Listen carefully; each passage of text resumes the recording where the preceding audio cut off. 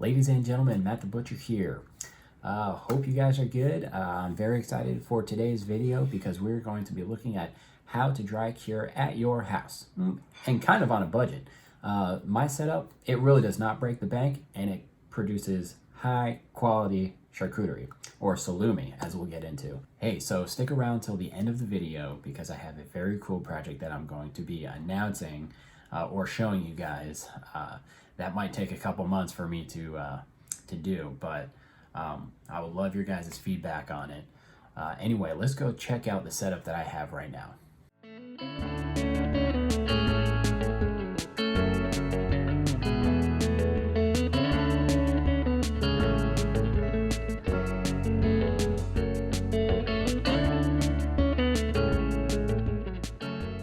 So now we're going to take a look at my dry curing cabinet here. I picked this one up off of Craigslist for probably about $100, $125, I think maybe 3 or 4 years ago.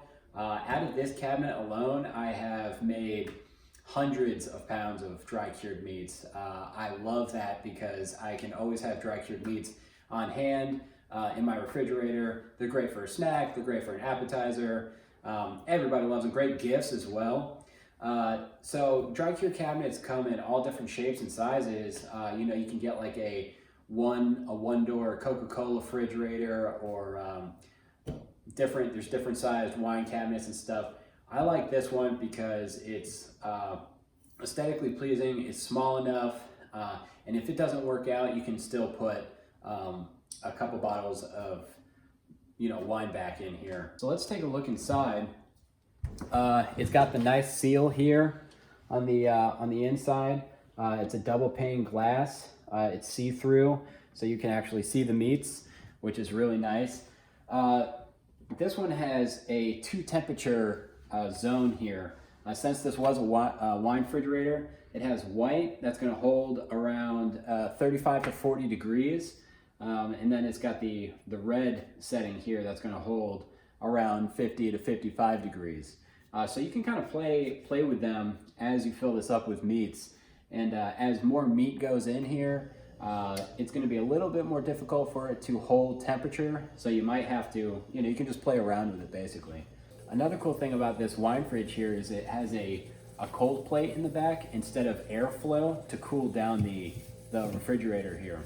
Why I like that is because you can control the airflow. Now, of course, you're going to have to get a small fan, but it's on you for when it's going to be turned on and how intense it's going to be turned on. The cold plate is actually going to catch excess humidity and kind of freeze it up a little bit, and when it heats back up, it's going to melt it down into this hole here, and it's going to drip out the back into an evaporator pan. So that's going to help you be able to control the humidity. This does kind of have spikes in humidity, but just adding a little Tupperware container at the bottom with water, that's going to keep the humidity up. Plus like a brand new batch of fermented salami or guanciale or bresaola or something. That's going to start putting out a lot of moisture and purge that water initially. So you probably won't have such an issue with humidity at the beginning with a refrigerator like this. To clean this refrigerator, this is a sealed. It's completely sealed all the way around.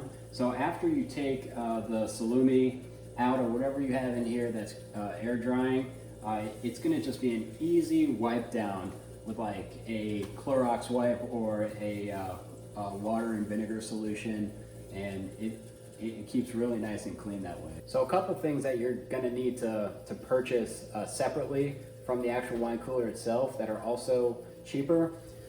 One is going to be a temperature gauge. You do have a temperature gauge here, but it's always good to have two references.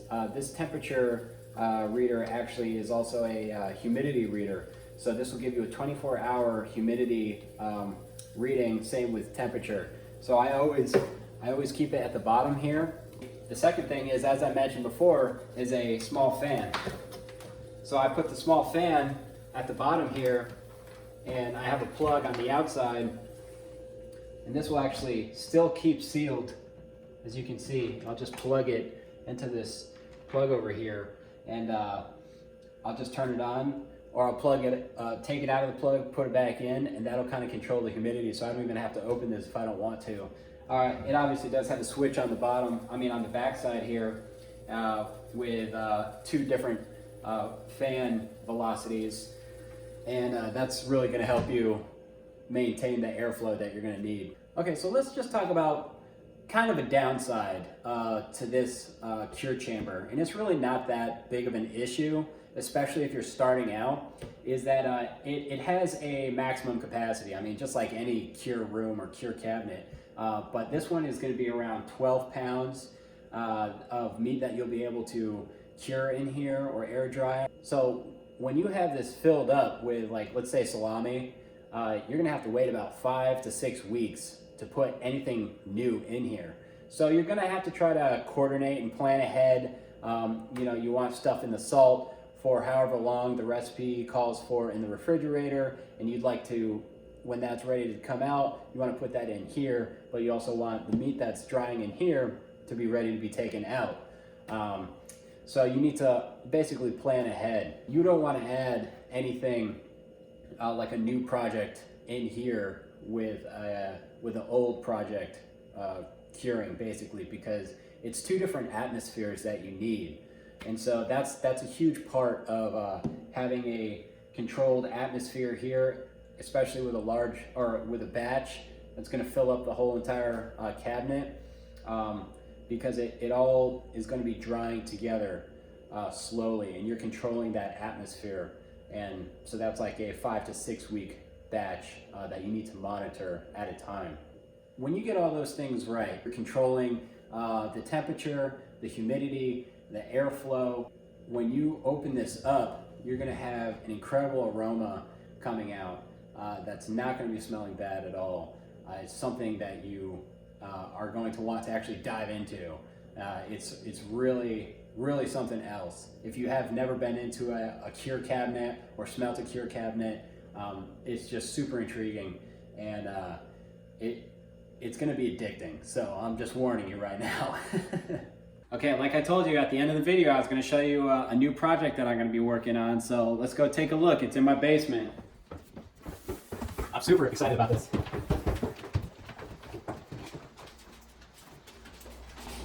All right, guys, I'm in my workout room. I'm gonna show you, I'm gonna do some workout videos for you guys. I'm starting a new YouTube channel. I'm just kidding, I'll spare you on all that. The project is inside here. Oh yeah. Boxes, suitcase, what else do we need? I'm just kidding. I want to turn this into a cure closet. Put some insulation, put some hooks, put some kind of cooling device, and really make this into a charcuterie closet. What do you guys think? I'm super excited about this. Leave some comments below.